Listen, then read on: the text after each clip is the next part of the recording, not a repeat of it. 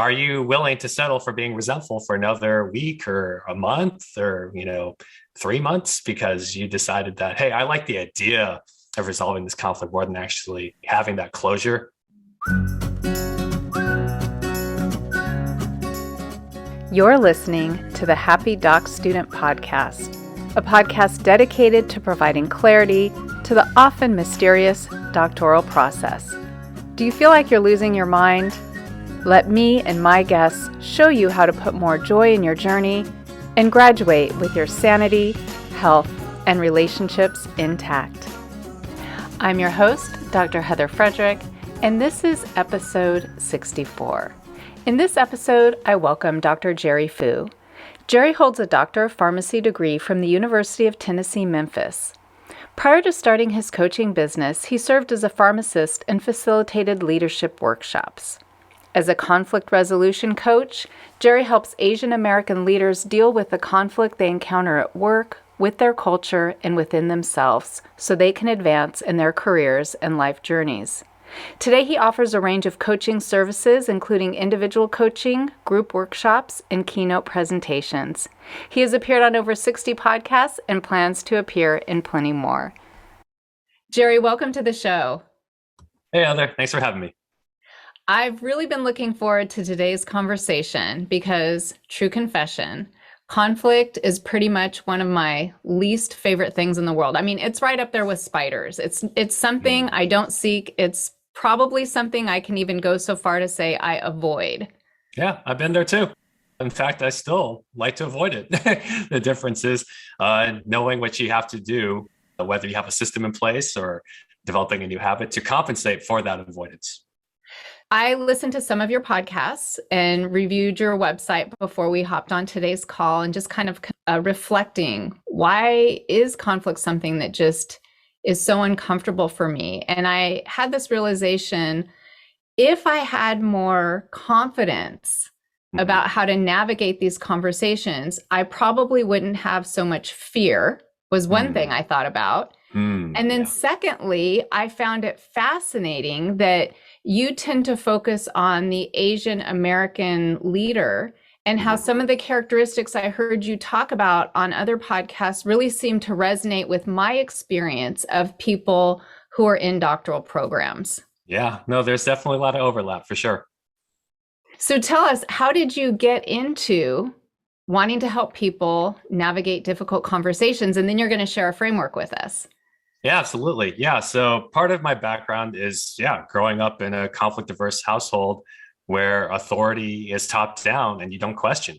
Similar to academic settings, right? Where if it's the department chair, hey, he's got the title, you don't have a lot of leverage. What if you are the faculty chair and you don't leverage the authority given to you when the student is underperforming or things like that? So that's the ironies, right? That even if you have that leverage, if you don't act with authority, knowing how to use that well, it's like, hey, you might have the best power drill in the world, but if you don't use it with confidence, if you haven't practiced with it, it's not going to help you.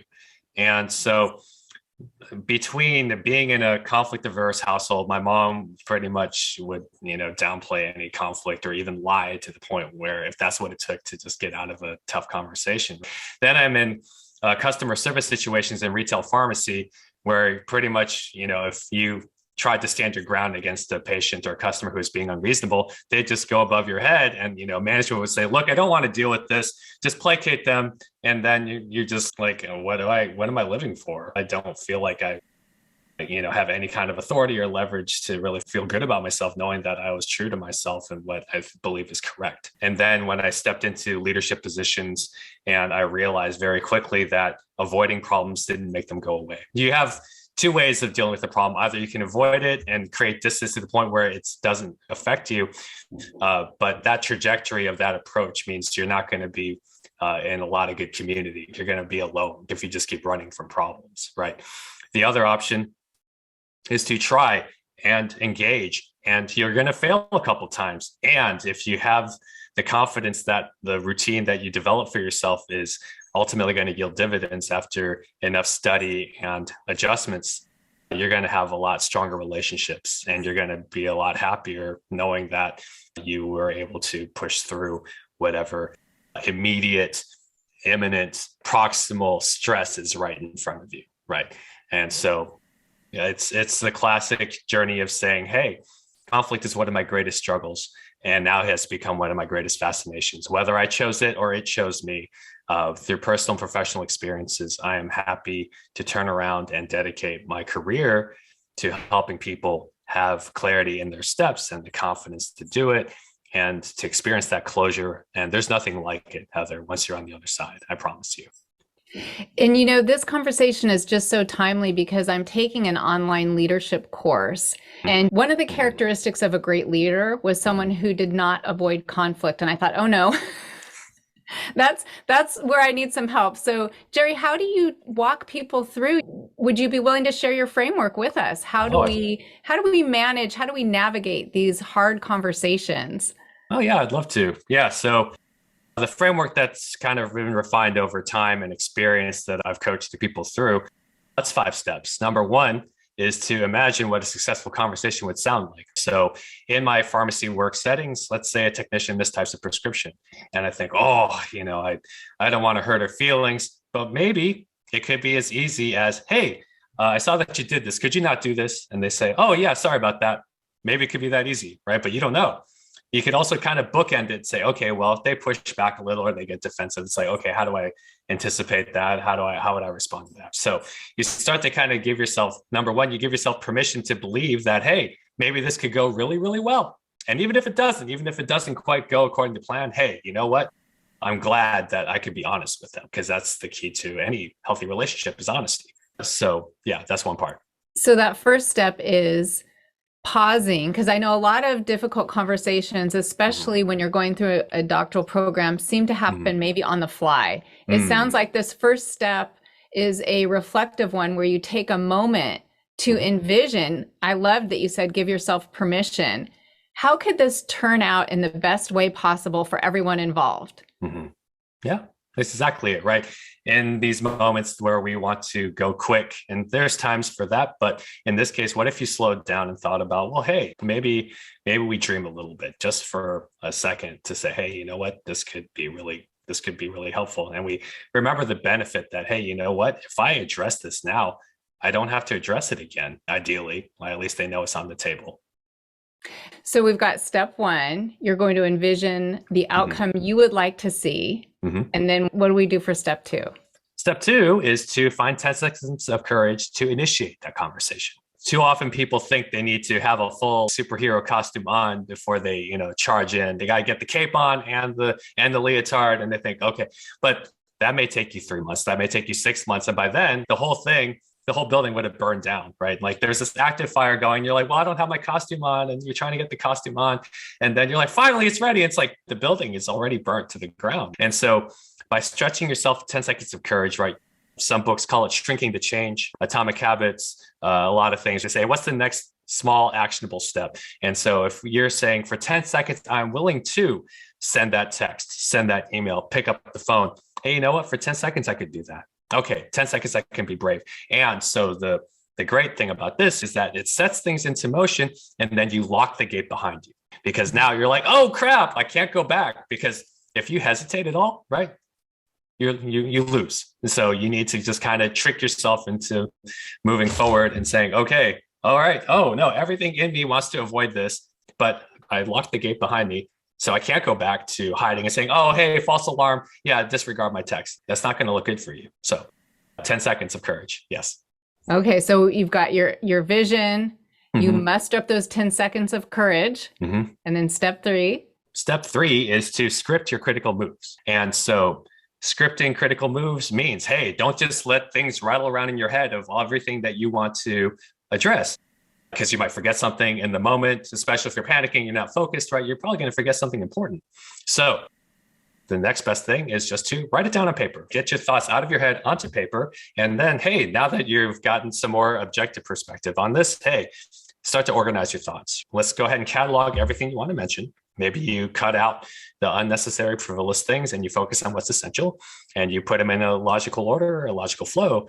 And now you have kind of like your script that you need to refer to. So now that helps you don't let things rattle around in here and you get worried and anxious trying to account for everything. Hey, put it on paper and clean up the wording if you need to. And so this way you get organized.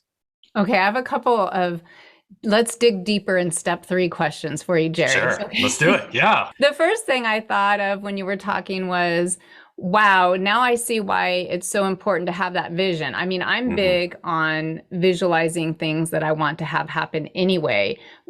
But when you talk about putting it down on paper and getting rid of the frivolous things, unless you've really taken time to determine how do you want this to end for you, it might be difficult to articulate what it is you're really needing to address. Yeah.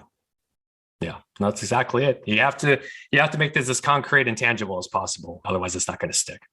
And then the second thing I was wondering was, and then do you ever take that list and cross-check it with someone else first? I mean, or you know what I'm saying? Like, here you are, you're maybe a student needing to have a difficult conversation with your faculty. Do you ever suggest running it by another student and kind of making sure you've got all your ducks in a row? Or maybe this is a difficult conversation you need to have with a spouse. Maybe you run it by your best friend. Oh, yeah, I think that's a great idea. I mean, you have to be careful. I'd say on one hand, yeah, fresh set of eyes. Absolutely. Maybe they catch something. You say, hey, you know what? This line, it sounds like subtweeting. Maybe you take that out and just have to be careful whose opinion you get. You want to get someone maybe who's been in a similar situation, or you get someone with entirely fresh eyes that has no frame of reference, right? Both have their benefits, but yeah, to go in and think that you have everything figured out about the situation. One analogy I heard recently that I liked is like, if you're in the jar, you can't read what's on the label. And I just think that's a funny way, but an effective way of saying that. Yeah, getting another person's perspective can help you. And at the same time, don't settle for that, because a lot of people do that and they just want to talk about the problem with enough people. And then, after enough opinions, it's like, well, what are you going to do? Right. At the end of the day, you still have to do something. Okay. So I love that recognition that you're bringing up, that sometimes maybe wanting to vet it with multiple people could potentially be a procrastination technique. Exactly. Yeah. You're like, oh, let me just get some more research. It's like the entrepreneur mindset, right? As long as you have enough data to act on, you still have to act on it. Right.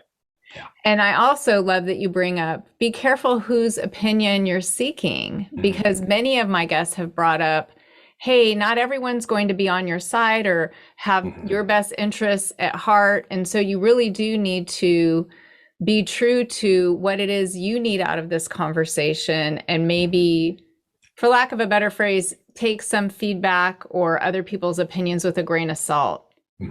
Yeah, it is. And, if you just posted something like this on the internet and said, okay, Facebook Hive, I want to know how I should handle the situation, right? And you're going to have at least one troll that's just going to be like, just blow it all up. And, it's just like, okay, this isn't helpful. And there's a great quote that says, don't take criticism from someone you wouldn't take advice from. Don't take criticism from someone you wouldn't take advice from. Wow. That's powerful. Okay, so here we are. We've got our list. We've read it over. We've crossed out the things that are not relevant, not going to bring us towards our vision. And then what's next? Next step is to rehearse those moves. We're in an academic setting, but leadership isn't learned by getting all the answers right on a multiple choice test. Leadership is very much real time. You are in the arena fighting, so you got to train in the dojo first, and that's why rehearsing your critical moves is this key next step. Because it's one thing to just list all your stuff off verbally, right? Verbatim. Oh yeah, I memorized all my things. Okay. If you go off script, will you still be able to, communicate the essence of what you're trying to communicate? And so this is where you want to spar, this is where your friend can role play. Hey, I need to ask for a raise from this boss. Can you play my boss and see how he might push back as to why my request might be unreasonable? Or in academic settings, hey, how do I tell my student that the work here, I don't question his effort, but it's not getting the results that he intended, or his style isn't aligning with the rest of the team? How do I say these things and make sure, hey, you know what? You want to iron out all your mistakes now, so that by the time the actual conversation comes, you've already kind of polished it, right? I love that role play idea. Role Mhm. play can just take you out of your head because Mhm. then you're there in the moment, and maybe even Mhm. practice if some emotions come up, practice Mhm. managing them. If you have a good partner that you're sparring with, to Mhm. use your kind of analogy there, and Yeah. they're saying things that your boss or your student may say back to you, you can maybe even practice how you're emotionally responding and regulating triggers that may be happening for you. Absolutely. And yeah, practice in front of a mirror too, or have them observe you as they're giving this script. Hey, your posture is like hunched over. You don't communicate confidence at all. You sound really tentative when you're asking for that specific number. Why is that happening? And so when you are able to iron out this so that you don't get tripped up on them when the actual conversation comes, the better your chances of success. It really gives you that courage to overcome the fear of the conversation when you Mm-hmm. feel maybe a little bit rehearsed. I've never tried that. I mean, I love that I'm learning new things. Everything that you're saying, I'm thinking, of course, yeah, that makes sense. But if I really ask myself, but Heather, the last time you had a difficult conversation, did you really Mm-hmm. go through these steps? I have to be honest and say, no, I didn't. I mean, it's true for anyone really, because it's like you read something in a book and you're like, okay, well that makes sense, and then it's like, did you apply it? It's like, well, no. It's like, well, and there might be a chance to explore where is that disconnect when on paper it makes sense, and at the same time, the application isn't matching up with the knowledge. Yeah, the execution. So we role play, we're feeling comfortable, confident, Mm-hmm. brave. What happens with that fifth step? Hey, just do it. Right? You've come too far. You've done the research, you've rehearsed the conversation, you've envisioned what success could be. And for you to back out now, what's that going to cost you? Are you willing to settle for being resentful for another week or a month or, 3 months because you decided that, hey, I like the idea of resolving this conflict more than actually having that closure? To use a quick fun analogy, I knew a guy for a while who was complaining about being single. And then we'd ask him, well, what are you going to ask out a girl? And then he'd give all these excuses. And we'd ask him, well, do you want pity or do you want a girlfriend? Right? What do you want? Because it sounds like you're happy just to have pity and say, oh, yeah, yeah, life is really unfair. How dare they not make this easy for you? Is that all you want with the conflict? Do you just want pity or do you want a resolution? And a lot of guests bring up this very basic, simple concept of sometimes you just need to do it. Yep. Whatever it is we're talking about, Mm-hmm. sitting down and getting your tush in a chair to work on your research, Mm-hmm. meditating, whatever the task is at hand, there's this message, this theme of, come on, just do it. Mm-hmm.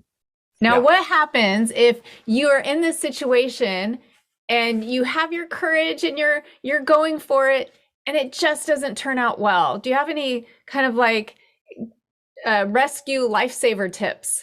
Oh yeah, here's the bonus, guys, because this isn't included on the PDF that you get on my website. So this is extra bonus tips. So number one, it's like the black box in a plane that crashes. You're just like, okay, let's look at the data. Hey, what happened? Okay, it kind of went off the rails when I started interrupting. Oh, that's a common mistake, right? When people are listening to respond instead of listening to listen. I can guarantee you, um, there's the right way to interrupt it, but it is never wise in a conflict resolution situation, right? The best way to make sure that people stay emotionally centered and civil is by making sure you listen without interrupting. And so, that was a quick tangent, but the idea is, okay, what went wrong, right? Hey, I I didn't entirely understand their side of the situation. Okay. I did paraphrase what they were saying to make sure they felt like I was actually listening to them.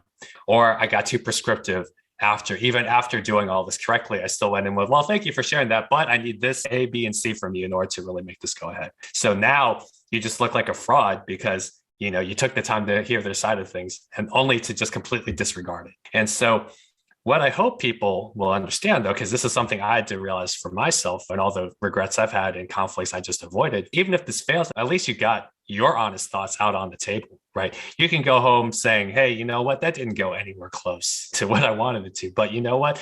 I can still feel good about the fact that they know exactly why I'm upset with them. Like, that's okay.